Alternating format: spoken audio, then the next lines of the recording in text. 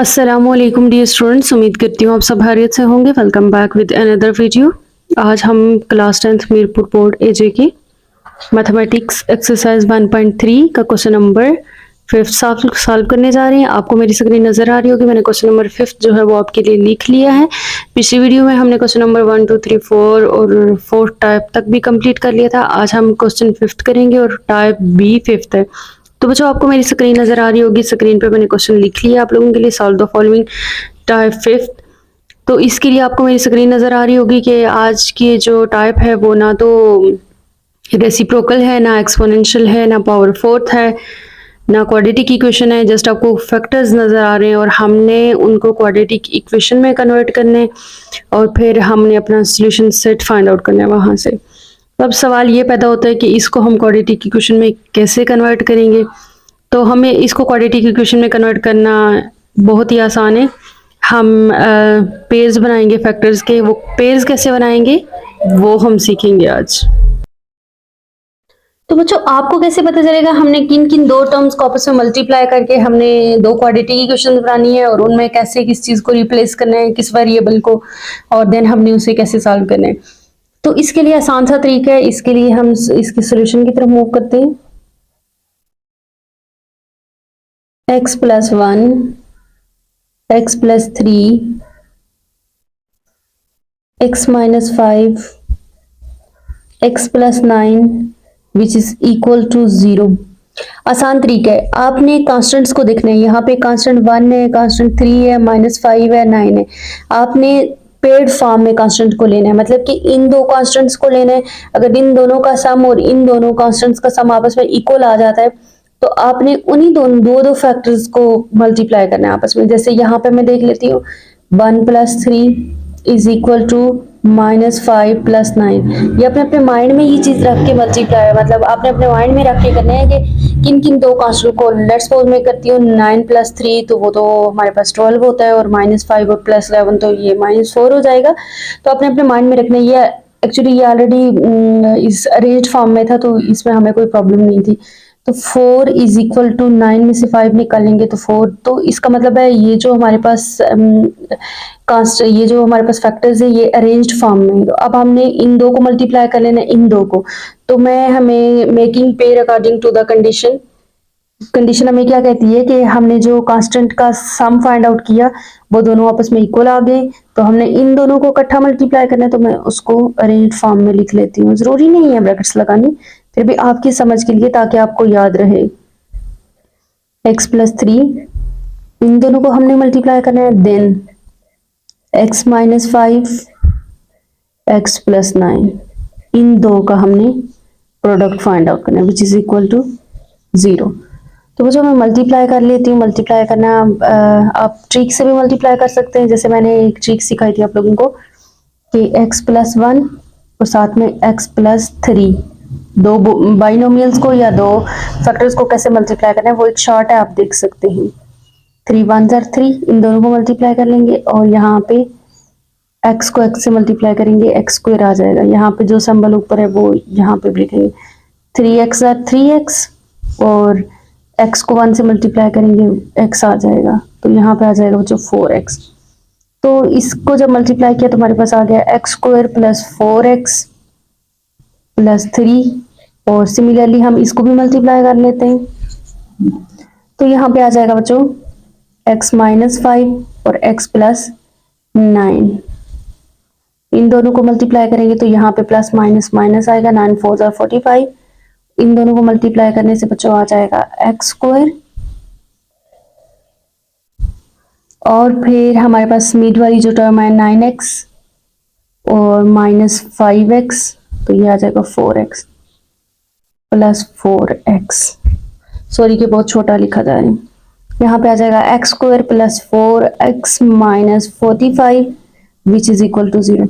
अब हमेशा बच्चों याद रखना है कि आपकी x² और x वाली जो टर्म है वो दोनों सेम होनी चाहिए। कांस्टेंट जो भी हो मैटर नहीं करता। चूंकि हमने अब इसको कोई वेरिएबल हम लेट कर लेंगे, लेट t कर लेंगे, जो भी हम पीछे इक्वेशन में करते रहे। तो इसको मैं इक्वेशन नंबर 1 का नाम दे देती हूँ। अब लेट कर लेती हूँ कि x² + 4x जो है बच्चों वो t के इक्वल है। तो मैं इसको लिख देती हूँ इसकी जगह, इस पूरी की जगह t+3, और यहाँ पे भी चूंकि सेम है और ये हर हाल में सेम आना चाहिए, t-45 is equal to 0। Actually हम क्वाड्रेटिक इक्वेशन बनाने की तरफ जा रहे हैं, हमारी क्वाड्रेटिक इक्वेशन बननी चाहिए, तो उसके लिए हम ये सब कर रहे हैं। अब इन दो फैक्टर्स को मल्टीप्लाई करना आसान है, बजाय इसके कि इतना इसको मल्टीप्लाई करें और हमारे पास कोई कॉम्प्लेक्स फॉर्म आ जाए।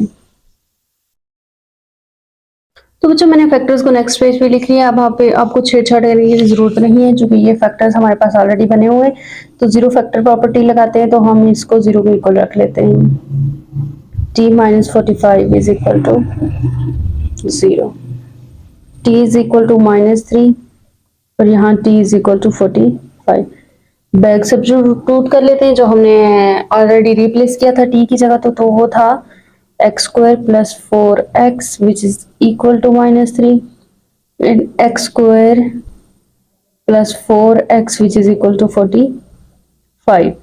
x² + 4x + 3 is equal to 0, ये भी क्वाड्रेटिक इक्वेशन बन गई। x²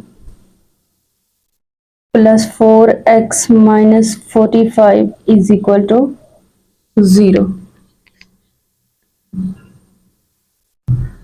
और इस क्वेश्चन में आपको मजे की बात ये बताऊं कि आपके जो इनिशियली फैक्टर्स बने होते हैं, आपका आंसर वही आता है। अगर वो प्लस में है तो आपका आंसर माइनस में आएगा। अगर वो फैक्टर, फॉर एग्जांपल आपका फैक्टर x + 3 है, तो आपका answer x is equal to -3 आएगा।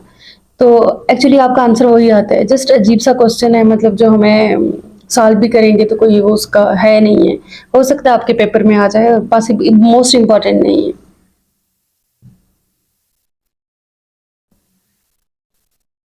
तो बच्चों हम मिड टर्म ब्रेक कर लेते हैं इसकी। x² + 3x + x + 3 is equal to 0, ताकि हम इनके फैक्टर्स बना सकें। यहाँ पे आ जाएगा x² और 45 के हम फैक्टर्स बना लेते हैं। 9 5 45 होता है, तो 9x - 5x - 45 is equal to 0। Mid term को मैंने ब्रेक किया। अब देखो 3x + x 4x होता है, तो 3x को x से मल्टीप्लाई करो तो 3x² आता है। तो यहाँ पे दो में से कॉमन ले लेते हैं, x कॉमन आ जाएगा और यहाँ पे बच जाएगा x + 3, और यहाँ से +1 कॉमन आ जाएगा, तो यहाँ पे बच जाएगा x + 3 which is equal to 0। और यहाँ से दो में से कॉमन लेंगे, तो पहले दोनों में x कॉमन है, तो x + 9 आ जाएगा, और यहाँ पे -5 कॉमन है, तो x + 9 5 45 होता है, और साथ माइनस भी हमने कॉमन लिया हुआ इज इक्वल टू 0।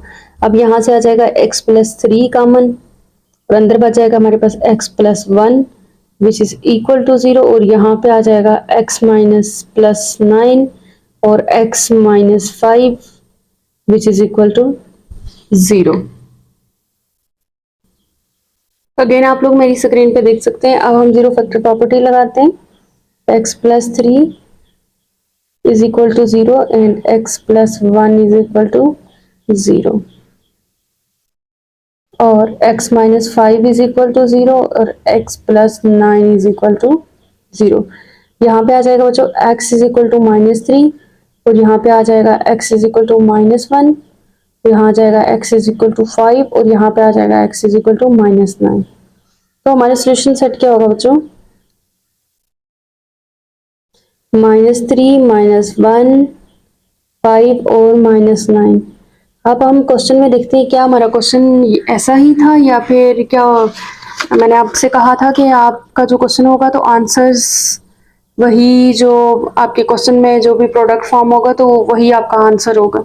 तो हम बुक उठा के देख लेते हैं क्या हमारा क्वेश्चन इससे मैच करे। तो हम देख सकते हैं बच्चों x + 1 है, x + 3 है, x - 5 और x + 9। तो -3 -1 5 -9, मैंने आपको यही बताया था, जो प्लस में होंगे उनका आंसर माइनस में आएगा और जो माइनस में होंगे उनका आंसर प्लस में आएगा। तो आपके लिए ये एक ट्रिक है कि आप इसका आंसर क्वेश्चन में ही देख लें। तो बोर्ड वाले ऐसा क्वेश्चन नहीं देते, हो सकता है दे दें, क्या कह सकता है बंदा। तो जो हम मूव करते हैं पार्ट नंबर 2 की तरफ। पार्ट नंबर 2 भी सेम उसी तरह से है और अरेंज फॉर्म में है। हम जस्ट इसके देखेंगे कि कांस्टेंट वैल्यूज का सम सेम आ रहा है, तो हम इसे मल्टीप्लाई कर देंगे। एक और बात बच्चों, कि जब भी इक्वेशन के इस तरफ फैक्टर्स फॉर्म में आपकी इक्वेशन होगी और उसके दूसरी तरफ जीरो होगा तो आंसर वही आएंगे। जैसे इसका आंसर आएगा -4, 6, 8 और -6। लेकिन अगर इक्वेशन के दूसरी तरफ अदर देन जीरो कोई नंबर आ जाता है, -1 आ जाता है, 2 आ जाता है, 5 आ जाता है, 6, तो फिर आपका सोल्यूशन सेट ये वाले फैक्टर्स नहीं होंगे, अदर देन दीज फैक्टर्स होंगे। तो जो मैं इसके सोल्यूशन की तरफ मूव करती हूँ, मैं देखती हूँ एज 4 + 6, सॉरी 4 + 6 नहीं था, 4 प्लस इंटू -6 है, विच इज इक्वल टू -8 + 6। जो साइन वहां पे होंगे वही हम लिखेंगे। तो मैं देख सकती हूँ 4 - 6 विच इज इक्वल टू -8 + 6। तो यहाँ पे क्या आ जाएगा बच्चों मेरे पास, 4 - 6 अपोजिट साइन है, तो 4 में से 6 निकालेंगे -2, बड़ी टर्म के साथ माइनस का साइन है, तो यहाँ पे -8 में से 6 निकालेंगे तो -2। इसका मतलब है ये हमारे अरेंज फॉर्म में, तो मैं इनको ब्रैकेट्स में लिख लेती हूँ, x + 4 x - 6, इन दो फैक्टर्स को मल्टीप्लाई करूंगी और दूसरे दो फैक्टर्स जो हैं वो x - 8 and x + 6, this is equal to 0। इन दो फैक्टर्स को मैं मल्टीप्लाई कर लूंगी। तो जो मल्टीप्लाई कर लेते हैं x को, जब x से मल्टीप्लाई करेंगे यू विल गेट x², और यहाँ पे भी -4x में से जब 6x निकालेंगे तो +2x, और 6 को 4 से मल्टीप्लाई करेंगे -24 आ जाता है, और यहाँ पे भी x², 8x में से 6x निकालेंगे तो -2x, -8x में से जब 6x हम निकालेंगे तो -2x, और 8 जब 6 से मल्टीप्लाई होगा तो हमारे पास आ जाएगा -48 विच इज इक्वल टू 0, और यहाँ पे आ रहा है माइनस। अब हमारे पास आ गई ये वाली वैल्यू और ये वाली टर्म्स दोनों आपस में सेम है, तो हम लेट कर लेते हैं यहाँ पे t is equal to x² - 2x। तो मल्टीप्लाई इसकी जगह मैं पुट कर देती हूँ t² सॉरी t -24, और यहाँ पे पुट कर देती हूँ t - 48 इज इक्वल टू 0। अब यहाँ पे मैं लिख देती हूँ t - 24 is equal to 0, 0 factor property लगा के, और t - 48 इज इक्वल टू 0। यहाँ पे हो जाएगा t इज इक्वल टू 24, और यहाँ पे हो जाएगा t इज इक्वल टू 48।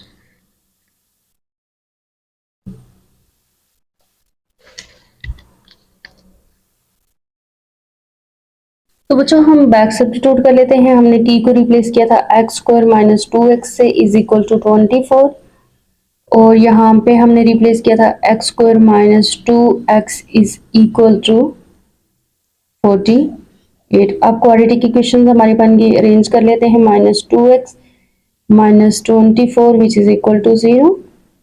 तो यहाँ पे आ जाएगा x² - 2x - 48 is equal to 0। अब हम इसके फैक्टर्स बना लेते हैं। इसके फैक्टर्स कैसे बनेंगे बच्चों, x² - 6x + 4x - 24 is equal to 0, और x² - 8x + 6x - 48 is equal to 0। मैंने मिड टर्म को ब्रेक कर लिया, -6x + 4x - 2x आ जाता है, और मल्टीप्लाई करेंगे तो 24x² आता है, और यहाँ पे भी -8x में से 6x निकालो। ये बैक आप उस इक्वेशन से देख सकते हैं, ऑलरेडी हम बना चुके हैं, वहां से भी आप हेल्प आउट कर सकते हैं। मतलब जैसे आपको मैं बता देती हूँ, जैसे यहाँ पे ये है, तो यहाँ से भी आप हेल्प मतलब ले सकते हैं कि हमने कैसे इसको सॉल्व किया।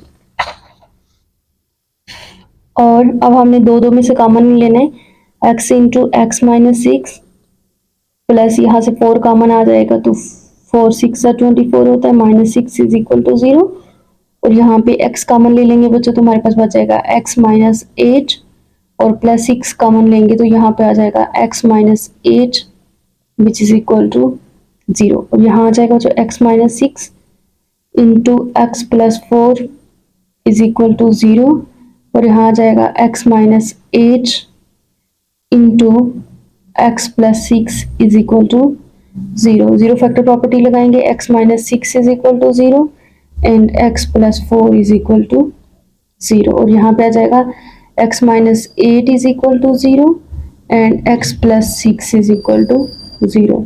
यहाँ पे आ जाएगा x is equal to minus 6 है तो प्लस 6 आ जाएगा और x is equal to minus 4 आ जाएगा, x इज इक्वल टू 8 आ जाएगा और x is equal to minus 6 आ जाएगा। आपका जो सोल्यूशन सेट होगा जो वो 6 माइनस 4 8 और माइनस 6। तो क्वेश्चन हमारा इस तरह से था कि दो वैल्यूज एक थी प्लस 6 में एक माइनस 6 में थी, वो जो प्लस 6 वाली थी वो माइनस 6 में आंसर आ गए और जो प्लस 6 वाली थी वो माइनस में आ गई और माइनस वाली प्लस में आ गई और फिर x प्लस 4 एक फैक्टर था जिसका माइनस 4 आंसर आ गया और एक x माइनस 8 फैक्टर था जिसका आंसर आ गया 8। होप सो आप इस चीज़ को अंडरस्टैंड कर रहे होंगे कि ये क्वेश्चन कैसे सॉल्व हो रही है। जस्ट एक वे है, एक मेथड है सॉल्व करने का जो हमें बाउंड कर दिया गया है कि आपने इस तरह से सॉल्व करना है, अदरवाइज कोई और पॉसिबिलिटी भी हो सकती थी। तो जो हम मूव करते हैं पार्ट नंबर 3। पार्ट नंबर 3 बहुत ही आसान है, ये आप लोग खुद भी सॉल्व कर सकते हैं, लेकिन मैं ना इसके दो फैक्टर्स बना देती हूँ, मतलब इसकी क्वाड्रेटिक इक्वेशन तक मैं आप लोगों के लिए सॉल्व कर देती हूँ। तो हम क्वेश्चन को एक दफ़ा फिर लिख लेते हैं। -5 x plus 13 x plus 18 and x minus 10 which is equal to 0। अब हमने कौन कौन से दो फैक्टर्स को रखने, ये ऑलरेडी ये भी अरेंज्ड फॉर्म में है तो मैं देख लेती हूँ। -5 plus 13 is equal to 18 minus 10। तो 13 में से 5 निकालो तो हमारे पास बच्चों आ जाता है क्या 8। 13 में से 5 8 और 18 में से 10 निकाले तो हमारे पास 8 आ जाता है। इसका मतलब है यही वो फैक्टर्स हैं, अरेंज फॉर्म में हैं तो हम इन्हीं को लेके चलेंगे। -5 क्वेश्चन आपके ये इसलिए बताया जा रहा है, ये सारे अरेंज फॉर्म में क्वेश्चन आप लोगों को इसलिए ये चीज़ बताई जा रही है कि क्या पता वो अनसीन क्वेश्चन, अनसीन मतलब कि फैक्टर्स को इंटरचेंज कर दे एक दूसरे के साथ, तो आप लोगों को ऐसा लगे कि ये क्वेश्चन जो है वो अनसीन है और हो सकता है कोई क्वेश्चन चेंज करके भी देते हैं। जैसे फेडरल बोर्ड में आपके जो ये क्वेश्चन है फेडरल बोर्ड की बुक में वो इस तरह अरेंज फॉर्म में नहीं है, वहां पे आपको खुद अरेंज करने, वहां पे आप लोगों को खुद अरेंज करने और वहां पे अरेंज फॉर्म में नहीं है। Is equal to 0। अब इन दोनों को फैक्टर्स को मल्टीप्लाई करने से मेरे पास आ जाएगा, मैं डायरेक्ट मल्टीप्लाई कर देती हूँ। +8 x 13 को 5 से मल्टीप्लाई करेंगे तो -65 आ जाएगा और दूसरी तरफ आ जाएगा बच्चों x² प्लस 8x 10 को 18 से मल्टीप्लाई करने से 180 -180 इज इक्वल टू 0। यहाँ पे लेट कर लेंगे x² plus 8x which is equal to t और यहाँ पे आ जाएगा t माइनस 65 और यहाँ पे आ जाएगा t minus 180 which is equal to 0। ये आप लोगों के लिए खुद का टास्क है, इससे आगे आप लोगों ने खुद कंप्लीट करना है और खुद फैक्टराइज करना है। मैं नेक्स्ट क्वेश्चन की तरफ मूव करती हूँ क्योंकि उसका जो इक्वेशन की दूसरी तरफ है वो other than 0 I think so -1 आता है उस क्वेश्चन में, तो हम उस क्वेश्चन की तरफ मूव करते हैं। क्वेश्चन नंबर 4 की तरफ मूव करते हैं, पार्ट नंबर 4 की तरफ। क्वेश्चन नंबर 5 पार्ट नंबर 4 की तरफ मूव करते हैं और इसका मैं सोल्यूशन लिख लेती हूँ। x plus 3 x plus 1 x plus 2 x plus 4। अब ये इक्वेशन की दूसरी तरफ आप देख सकते हैं -1 है, तो ये क्वेश्चन थोड़ा सा उनसे डिफरेंट है, बाकी वो तीनों सेम है और हो सकता है इस तरह के कोई एग्जांपल भी हो और आपको क्वेश्चन एग्जांपल्स में से उठा के दे दें तो बच्चे यही कहते हैं कि हमें तो अनसीन क्वेश्चन आया था हम वो नहीं सॉल्व कर पाए। तो ये मुश्किल नहीं है, ये बहुत आसान क्वेश्चन है। अब हम देखते हैं 3 + 1 तो 4 होता है और इन दोनों को ऐड करने से 6 आ जाता है। 3 + 2 5 होता है और 4 + 1 5 होता है, ये पॉसिबिलिटी है। तो मैं ऐसे कर लेती हूँ 3 + 2 कर लेती हूँ इज इक्वल टू 1 + 4 तो 5 इज इक्वल टू 5। इसका मतलब है हमारे कौन कौन से दो फैक्टर्स मल्टीप्लाई होंगे आपस में, 3x + 3 एंड ये वाला फैक्टर x + 2 और दूसरी तरफ हमारे दो फैक्टर ये अरेंज फॉर्म में नहीं था बच्चों, x + 1 बच गया और देन x + 4। अब मैंने इन्हें अरेंज्ड फॉर्म में लिख दिया विच इज इक्वल टू, अब इक्वेशन के दूसरी तरफ -1 है ना कि 0 है। अब आपका आंसर ये जो फैक्टर्स हमें गिवन x+3 इस फॉर्म में नहीं आएगा, आपका आंसर जो होगा वो अदर देन दिस आएगा। तो हम इनको मल्टीप्लाई कर लेते हैं, मैं डायरेक्ट मल्टीप्लाई कर देती हूँ। x² + 5x, चूंकि यहाँ पे जो वैल्यू आई होती है ना वो यहाँ पे x के साथ वही वैल्यू होती है, प्लस इन दोनों को मल्टीप्लाई करो तो 6 आ जाता है, आसान सा तरीका। यहाँ पे भी x² उसी तरह, और ये वाली वैल्यूज दोनों हमेशा सेम होती हैं, और यहाँ पे 4 1 ज़ार 4, इसको मल्टीप्लाई करना बहुत आसान है, और अगर आप ट्रिक यूज करेंगे तो वो ज्यादा आसान हो जाएगा।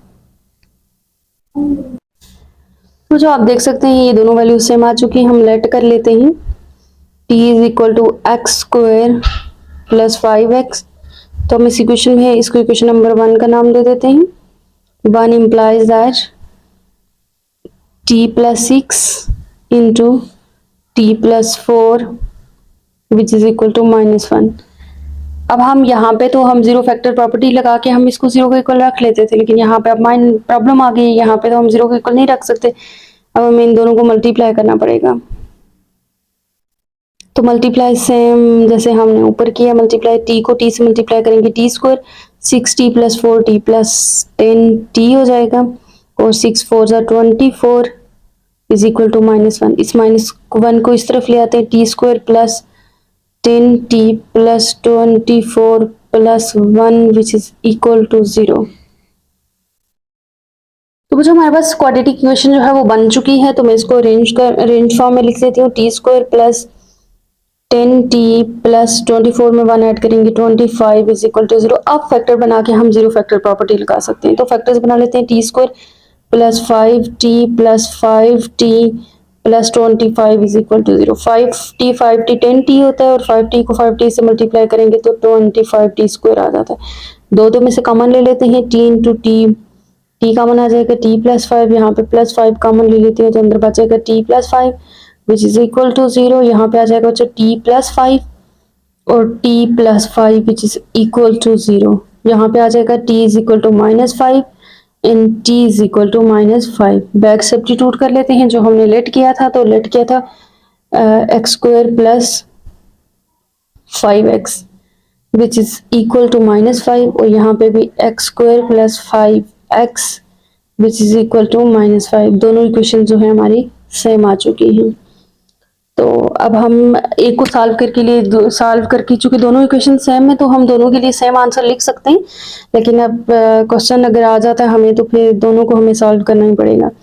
x² + 5x + 5 which is equal to 0 and x² + 5x + 5 is equal to 0। हमारे पास दोनों सेम इक्वेशन आ गई हैं। अब किसी एक के लिए सोल्यूशन सेट फाइंड आउट करो, वही दूसरे के लिए लिख दो, पॉसिबल है, लेकिन हम दोनों के लिए कर लेते हैं, दोनों के लिए सेम स्टेप्स होंगे। तो मैं इसको सॉल्व कर लेती हूँ बच्चों।